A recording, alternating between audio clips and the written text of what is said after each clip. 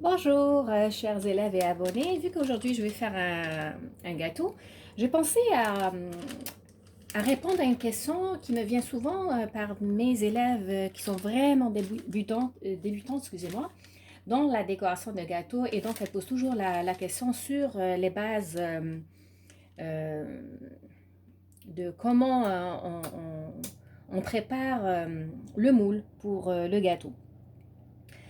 Comme ça, il ne colle pas parce qu'il y en a beaucoup qui ont des gâteaux qui collent. Donc, voici qu'est-ce que je vais faire. C'est que je vais prendre un papier parchemin. Celui-là ici, bon, vous pouvez le trouver chez Dollarama. Sinon, il y en a qui sont en rouleau. Vu que celui-là, c'est un 8 pouces, alors que mon moule, c'est un 7 pouces. Qu'est-ce que je vais faire? C'est que si jamais je mets celui-là, le papier parchemin à l'intérieur, comme ça, alors que le papier parchemin est beaucoup plus, enfin, il est plus grand. Regardez qu'est-ce que ça va faire. Donc, ça va nous faire un papier comme ça qui est mal fait ici. Puis ça peut poser un problème sur la finition de mon gâteau. Il va pas être droit. Il va être un petit peu croche. Bien sûr, parce qu'il va épouser le papier ici, la forme du papier. Donc là, qu'est-ce que je vais faire?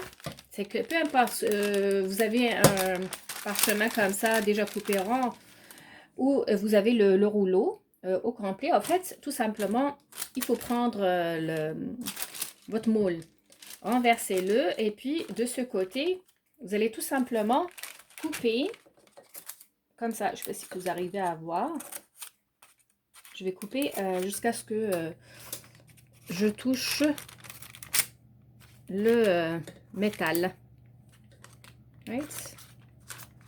Bon, essayez pour que ça soit le plus droit possible. Faites pas bouger votre papier, bien sûr.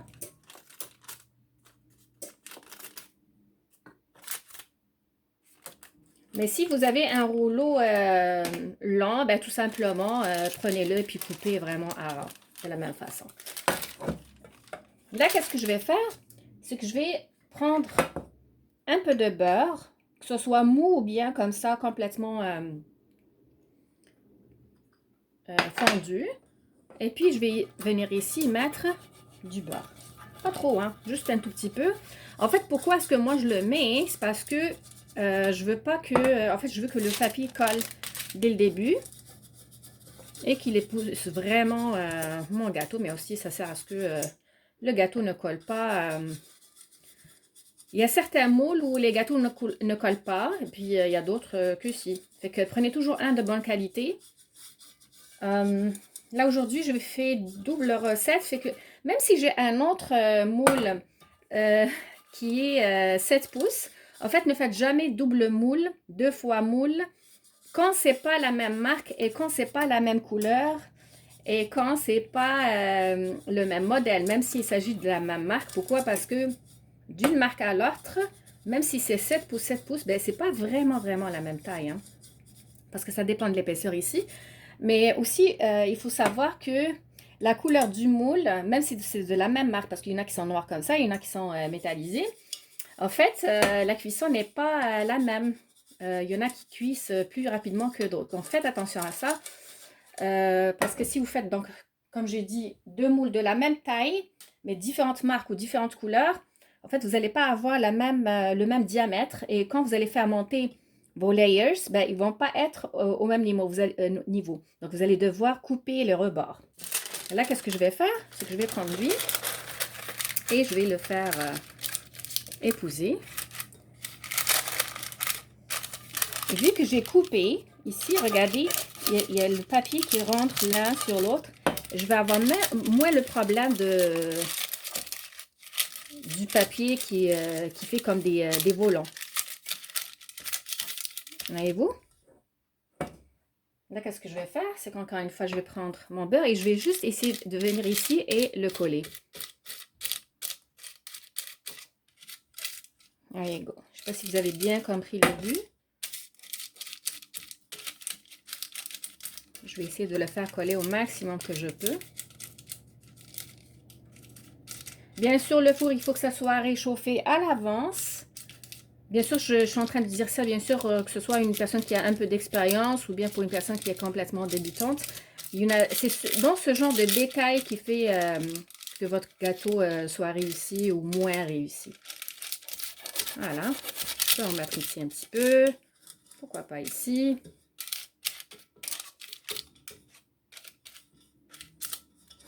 Donc, je n'ai pas mis beaucoup. Hein, je suis juste en train de faire épouser le papier et puis mettre d'une façon très très fine mon beurre. Voilà. Super. Il y en a qui préfèrent aussi mettre un peu sur les rebords. Bon, sur certains gâteaux, je vais faire ça pour une génoise simple. Non, je ne ferai pas ça. Là, ici, bien sûr, moi, j'ai fait beaucoup de... En fait, j'ai fait double recette, comme j'ai dit. Mais bien sûr, je ne vais pas tout mettre. Même si le moule, il est assez haut, je ne vais pas tout mettre. Je vais diviser ça par 2 à peu près. Bien sûr, c'est un peu difficile de couper comme ça en 2. Mais je vais aller avec l'œil.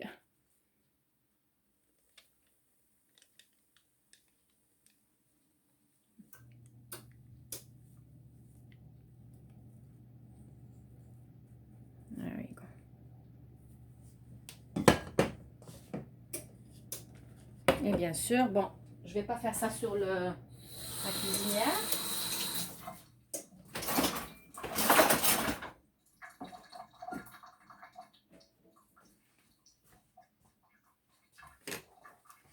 Mais je vais venir mettre quelque chose ici. Puis, si c'était une table, là, j'aurais comme tapoté un petit peu. Mais sinon, je peux faire ça pour que ça soit au même niveau. Bien, je vais rajouter un petit peu.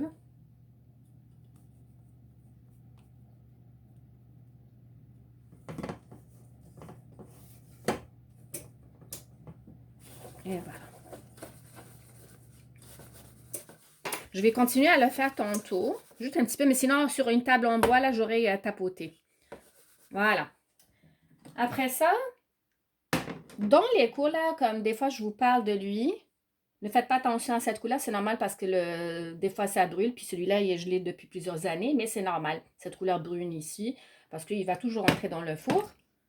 C'est normal. Donc, je l'avais mise dans l'eau... c'est une ceinture. Donc, je l'avais mise dans de l'eau froide. Et puis, après ça, je ne vais pas venir essorer complètement. Hein. Donc, je vais juste prendre ça et pas essorer, mais comme juste enlever l'excédent d'eau. C'est tout. Voilà. Donc, elle va servir à ce que mon gâteau monte d'une façon homogène. Pour qu'il n'y ait pas la montagne. Ou bien moins. Moins que si je ne l'aurais pas mis.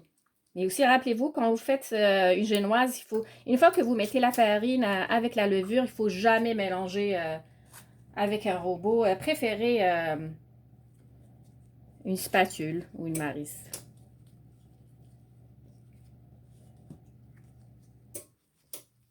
Donc là, je vais venir ici la serrer. Et en fait, vous la mettez au milieu de la hauteur de votre pâte. Parce que peu importe, ça se peut que vous avez... je ne vais pas vous dire mettez-la au milieu de votre moule parce que si j'ai un tout petit peu de pâte à l'intérieur, ben ça va servir à rien. Donc, milieu de la pâte à l'intérieur. Donc, bien sûr, une fois qu'il va cuire, bon, faites jamais... Il y a quelqu'un qui m'envoie un message.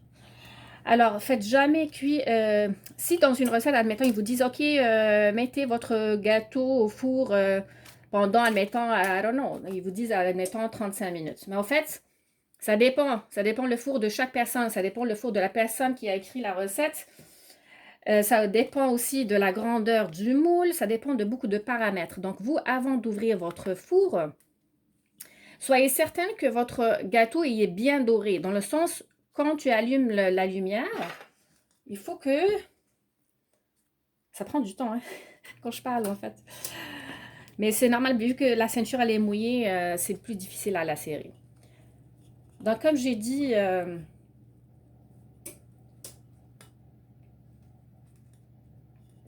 vous ouvrez votre four une fois que tu crois qu'il est cuit, dans le sens où tu vois qu'il est bien doré. À ce moment-là, tu peux ouvrir un petit peu, tu fais entrer un un bâton en bois ou bien un couteau très fin, pas froid. Et puis, s'il sort propre, ça veut dire qu'il est cuit. Sinon, tu laisses encore. Mais si tu ouvres avant qu'il cuit au milieu, en fait, il va retomber. Voilà, j'allais dire les ennemis. J'espère que ça a répondu à pas mal de questions. Allez, bonne journée.